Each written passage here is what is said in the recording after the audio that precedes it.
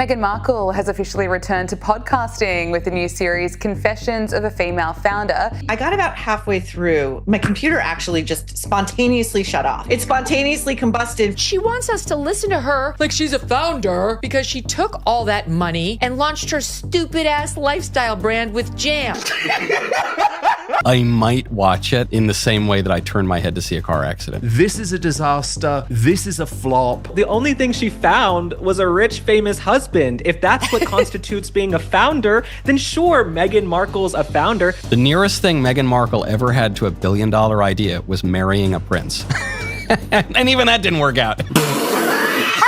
I think it's going to fail. I think it's going to fail badly. I see that your husband made billions of dollars. Right. But the fact that you spent some of it doesn't make you a founder. I've never seen somebody fail up as much as I've seen Meghan Markle fail up. It is all so fake. For me, it's so important that my kids see me as a working mom. Once these kids hit 18, they are moving to the East Coast, if not out of the country. Could be back to the UK entirely.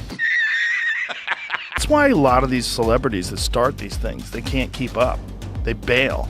You know, like the Meghan Markles. It's plummeted out of the top 100 and is actually losing to a podcast all about sleeping. Maureen Callahan just destroyed Meghan Markle yet again, and this time it's over Meghan's brand new, already cringeworthy podcast, Confessions of a Female Founder. Even before its official launch, Callahan delivered a scathing early verdict that speaks volumes about what was to come. I got about halfway through this teaser. My computer actually just spontaneously shut off. It spontaneously combusted. That's a pretty intense reaction right out of the gate, and it perfectly sets the stage for the widespread criticism this podcast is already facing. I think this is a massive PR disaster for Meghan. So, what exactly is making this venture an instant train wreck in the eyes of Callahan and so many others? We're about to dive into all the messy, cringe-worthy details. Right off the bat, the biggest, most glaring question everyone's asking about Confessions of a Female Founder is, what exactly has Meghan Markle founded? What real-world business has she actually built from the ground up to give her any authority to speak on this topic? The critics are pointing out that her resume is looking pretty thin in the founder department. What is her expertise in this space? She's not a founder. She's not really a business person. She was an actress on Suits and she had a blog. An actress and a blogger, hardly the CV of a seasoned entrepreneur. The consensus seems to be that any business acumen she claims is deeply questionable,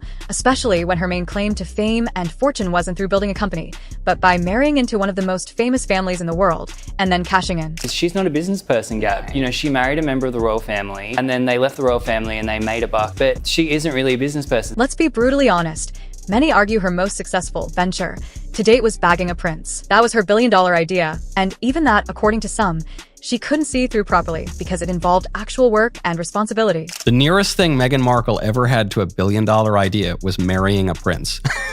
And even that didn't work out. The only thing she found was a rich, famous husband. If that's what constitutes being a founder, then sure, Meghan Markle's a founder. And now, after leveraging that royal connection for money, she's apparently trying to rebrand herself as some kind of business guru, launching a lifestyle brand, famously starting with jam, and expecting us to take her seriously as a founder. The audacity is almost laughable. She wants us to listen to her like she's a founder because she took all that money and launched her stupid-ass lifestyle brand with jam. Just because you have access to money, especially money that wasn't earned through your own entrepreneurial grit, and use it to start a project, that doesn't magically make you a founder with wisdom to share. I see that your husband made billions of dollars. But the fact that you spent some of it doesn't make you a founder. It's this glaring lack of genuine entrepreneurial experience, this attempt to cosplay as a business leader without any real runs on the board, that makes her latest podcast attempt not just questionable, but a repeat of past disasters. So, nobody should be shocked that Meghan's latest founder fantasy is already being called out as a joke. Because if you look at her track record, it's littered with high-profile, mega-expensive flops. Her previous podcast attempts, especially the much-hyped archetypes, are prime examples of projects that promised the world but delivered absolutely nothing of substance, quickly vanishing without a trace. The first episode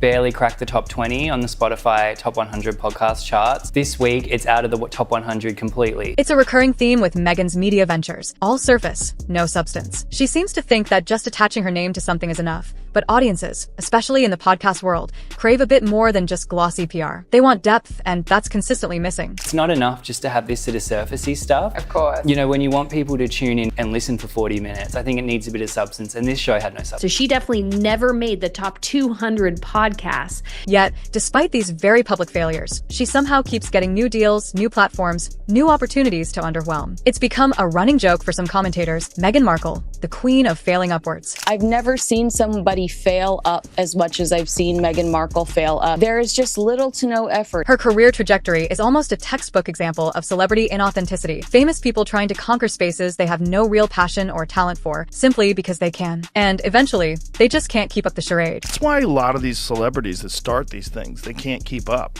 They bail. You know, like the Meghan Markles. So, given this cringe-filled resume of fizzled-out projects and faked expertise, what exactly is Meghan serving up in Confessions of a Female Founder? You guessed it, more of the same. If you were expecting groundbreaking business advice, well, prepare for a heavy dose of disappointment. Critics are already pointing out that the content is exactly what you'd expect. A whole lot of superficial fluff, vague self-help jargon, and very little that anyone could actually use to build a real business. Intentionality, giving oneself permission to love oneself. Tell me how any of this is applicable to building an actual business. It seems meaningful conversations and practical strategies are being tossed aside for casual chats and topics that barely scratch the surface. Many critics agreed the podcast lacked substance and failed to deliver valuable business strategies. The podcast is reportedly failing to deliver anything of substance, let alone valuable business insights. The episode veered too far away from meaningful conversations and focused too much on casual chats. And in a twist that will shock absolutely no one who's followed her career, the podcast quickly becomes all about Meghan. It's the Markle Show, once again, with any pretense of focusing on others quickly evaporating. This self-centered approach hasn't gone unnoticed. This is episode 5 of the podcast. It's the most narcissistic one, and that's saying something because they've all been train wrecks. Even when Meghan tries to share her own profound insights or experiences, they often come across as painfully out of touch or just plain cringeworthy. Take her thoughts on being a working mom, for example. For me, it's so important that my kids see me as a working mom. A sentiment that some critics, like Maureen Callahan, find so disingenuous it's almost comical, predicting her kids will want to escape as soon as possible. Once these kids hit 18, they are moving to the East Coast, if not out of the country. Could be back to the UK entirely. Then there are her supposed business struggles, like being utterly consumed by packaging choices and the shocking discovery of porch pirates. A month ago, I was absolutely consumed with packaging. Boxes. That's all I could think about. And I would sit there doing the unboxing in my head. Is there tissue paper? What about the packing peanuts? But they're biodegradable. And where does the sticker go? And hold on, and what size the box is going to be? And no, that's not going to fit all the SKUs. Oh my gosh. And then someone says, but you don't want to brand the outside of the box because of porch pirates. Had never heard that before. What's a porch pirate? It's this kind of rambling that leaves listeners wondering if she's just completely clueless. Or worse, if she holds her audience in contempt, thinking they're simpletons who need her guidance. She just thinks we're all monsters and we're all just kind of pigs in the mud and that she's helping us. This toxic brew of cluelessness and self-obsession isn't just bad content.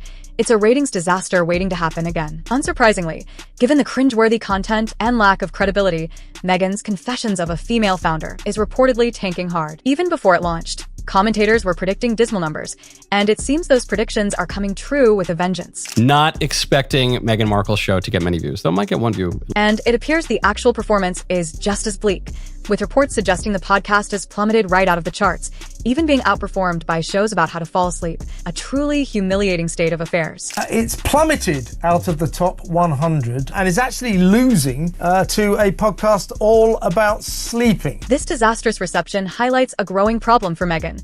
Her name alone just doesn't sell anymore. The desperation to stay relevant is palpable, but the public simply isn't buying what she's trying to peddle. The desperation is real. Meghan Markle truly does think that her name sells things. In reality, it just simply doesn't. A huge part of this rejection seems to stem from her failed attempts to appear relatable. Critics, like Maureen Callahan, point out that despite Meghan's desperate efforts to be loved and seen as an inspiration, she consistently misses the mark. The one thing she is dying to sell to us is relatability. The one thing she is dying for more than anything is for us to love her. It's not just that the podcast is being ignored. Reports suggest it's actively offending listeners, leading to predictions of a complete and utter failure for this latest venture. I mean, people are actually offended by this. So, I think it's going to fail. I think it's going to fail badly. This spectacular flameout isn't just about one bad podcast. It's about a fundamentally flawed approach to public life and media. So let's call it like it is. Meghan Markle's Confessions of a Female Founder is shaping up to be another unmitigated disaster. With zero credibility as an actual founder, a cringeworthy track record of spectacular flops, content that reeks of narcissism and is painfully out of touch, It's no wonder the public and critics alike are rejecting it wholesale. When Maureen Callahan and others tear into these ventures, they're not just being harsh, they're voicing what a huge number of people already see. Meghan Markle's media efforts are consistently inauthentic and embarrassingly amateur. Her personal brand has become so toxic, so synonymous with superficiality, drama, and repeated failure, that any chance of a genuine media comeback looks virtually impossible. It seems the only thing Meghan Markle is truly a founder of is a never-ending series of public relations disasters and cringe-worthy content. But what do you think? Is there any coming back for Meghan's media career? Or is this Confessions podcast the final rusty nail in the coffin? Is Maureen Callahan right on the money with her brutal takedowns? Let us know your brutally honest thoughts in the comments below.